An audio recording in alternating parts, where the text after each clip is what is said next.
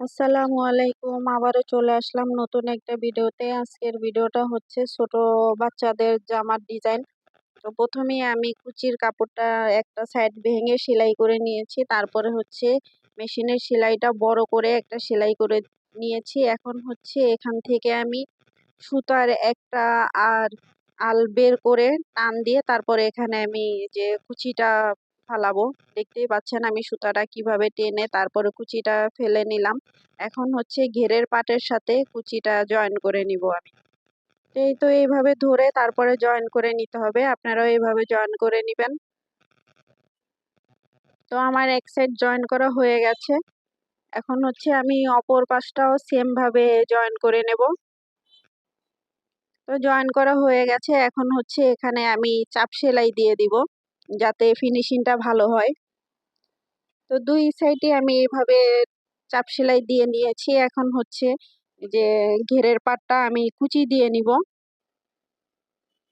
এভাবে ছোট ছোট কুচি দিয়ে নিলাম, পুরাটা এক সমান কুচি হবে যাতে ছোট বড় না হয়, এটাও খেয়াল রাখতে হবে। তো একটা পাশ আমি কুচি দিয়ে নিয়েছি, এখন অপর পাশটাও সেম ভাবে কুচি দিয়ে নেব। তো এই সাইডটাও আমার কুচি দেওয়া হয়ে গেছে। এখন হচ্ছে বডির পার্টটা আমি গলার ডিজাইনটা কেটে নিব।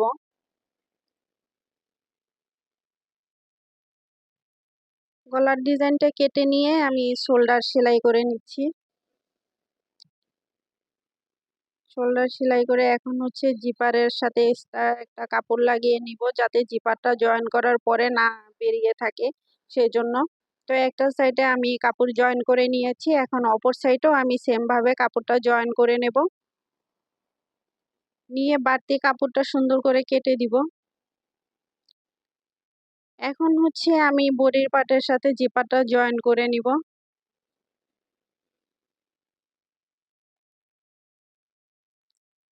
সেম ভাবে আমি অপর সাইডটাও জয়েন করে নিব।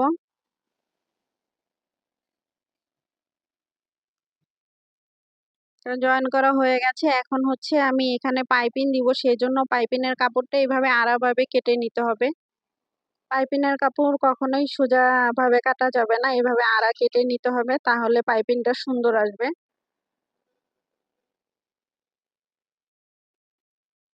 তো আমি এখন পাইপিনের কাপড়টা এভাবে ভাঁজ দিয়ে চিকন করে একটা সেলাই দিয়ে নিব।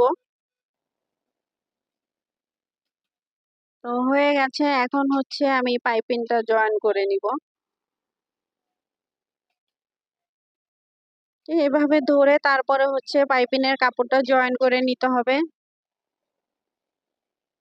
আর এই যে ম্যাডাম শুধু বারবার বলতেছে, আপু কখন হবে, আমি কখন পরবো, বারবার এসে বলতেছে দাও তাড়াতাড়ি করো আমি পরবো জামাটা। এই জন্য বারবার ডিস্টার্ব করতেছে, একবার ওই সাইড দিয়ে একবার এই সাইড দিয়ে আসতেছে আর বলতেছে জামাটা তাড়াতাড়ি করো আমি পরবো। তো আমি এখন হচ্ছে পাইপিংটা চিকন করে এভাবে ভেঙে সেলাই করে নিব। পাইপিংটা সেলাই করা হয়ে গেছে। এখন হচ্ছে আমি হাতাটা তৈরি করে নিব। এখানে ছোট করে আমি একটু হাতা দিব, সেই জন্য আমি এটা কমপ্লিট করে নিলাম। এখন হচ্ছে এখানে আমি ভেঙে আর একটা সেলাই দিয়ে দিব।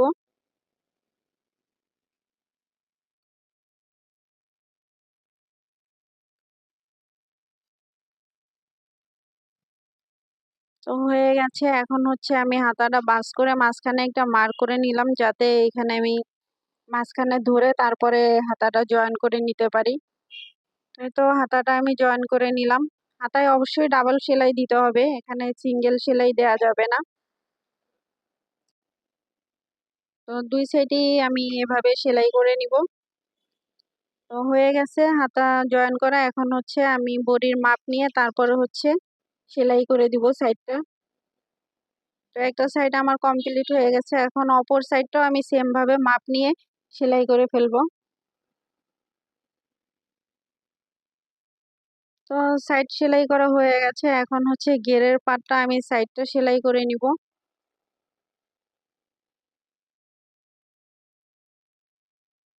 তো একটা সাইড আমার কমপ্লিট হয়ে গেছে, এখন অপর সাইডটাও আমি সেম ভাবে কমপ্লিট করে নেব।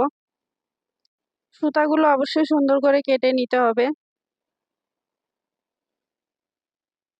তো হয়ে গেছে, এখন হচ্ছে বডির পার্টের সাথে ঘেরের পার্টটা আমি এইভাবে ধরে জয়েন করে নিব।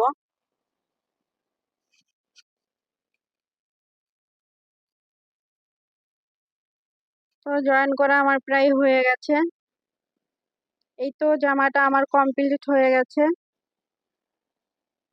যে জামাটার ফাইনাল লুক। তো কেমন হয়েছে আজকের ভিডিওটা সবাই অবশ্যই কমেন্টস করে জানাবে।